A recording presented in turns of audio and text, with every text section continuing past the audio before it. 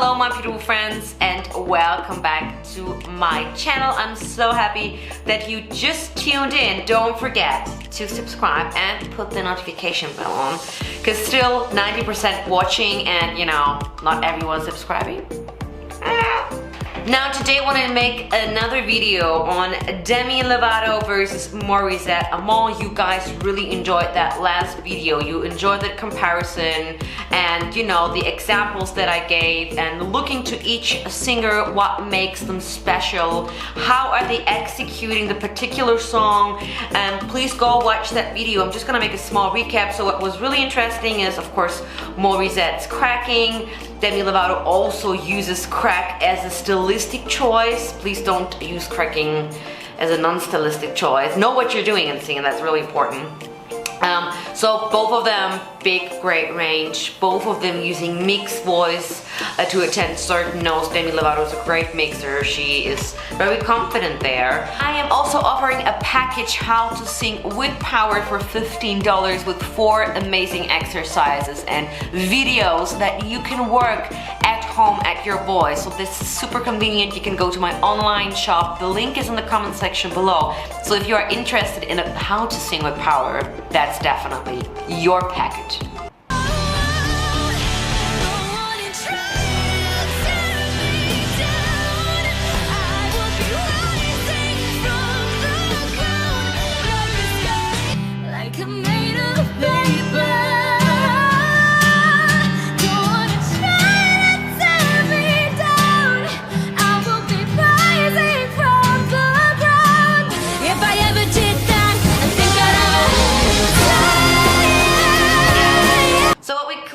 Here on that try, Morissette was a little bit leaning into it. There was a tilt going on with her larynx, so that tilt, that's something that made it a little bit more sweeter, a little bit more juicier, gave it a little bit more, a different nuance to it. So the tilting of the larynx, that I think the leaning into it made it much more different. Now both of them great register. Acoustic version when it comes to Morissette. Sometimes acoustic versions can be tricky depending on the singer because there's not this big band supporting you there at the moment. Let's continue.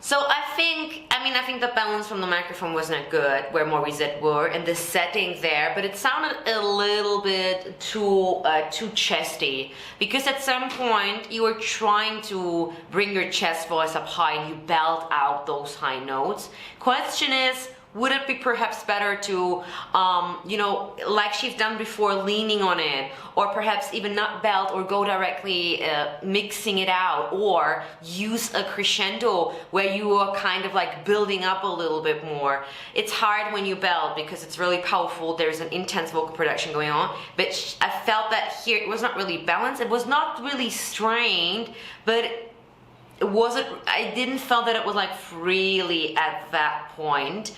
Where else I think Demi Lovato was a little bit more conscious in making choices. You see that she made a break in between.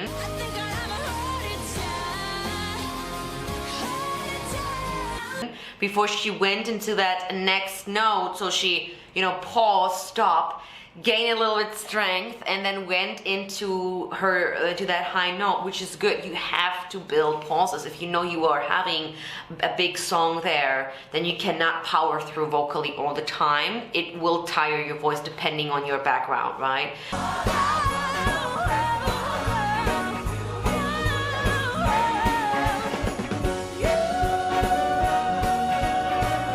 Nice vibrato there.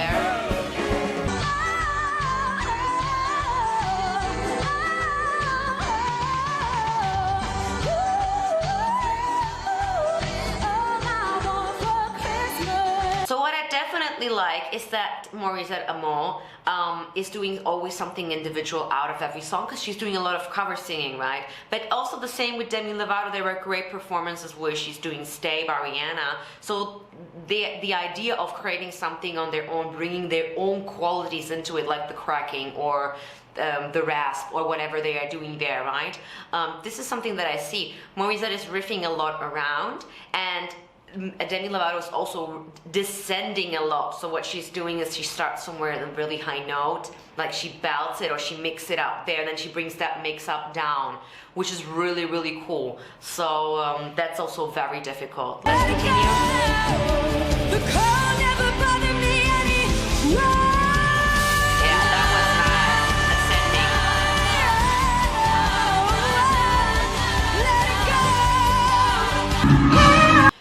Yeah, so what she was doing is, it's very hard to hold that high note for a particular time. So what is easier is to go hold, like, kind of like you sing it for a moment, you hold it for a moment, and then you go down, descending it down with a riff, for example, which she was doing. It's an easier choice to do, is descending it down with a riff, because you're not forced to hold for some time. Let it go, or whatever.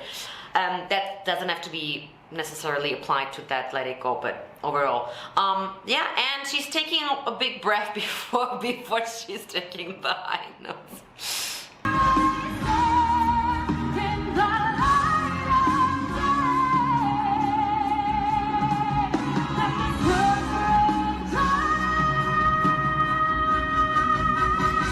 Yeah, so Morissette has more stamina, I would say, in that case, to hold a little bit more their notes. So you can see that she can do it. She has that. She just holds that note for some time. There was no problem in that. But they have really different voices, so it comes down in the end of preferences. It's just really preferences. If you ask me, I think both is interesting. I love voices that are like Bonnie Tyler or Fleetwood Mac. So these ladies would be anyway not ladies that I would hear privately, because I love Fleetwood Mac. And I love this low-key kind of, yeah, I love rock music, so I like a lot of male voices as well.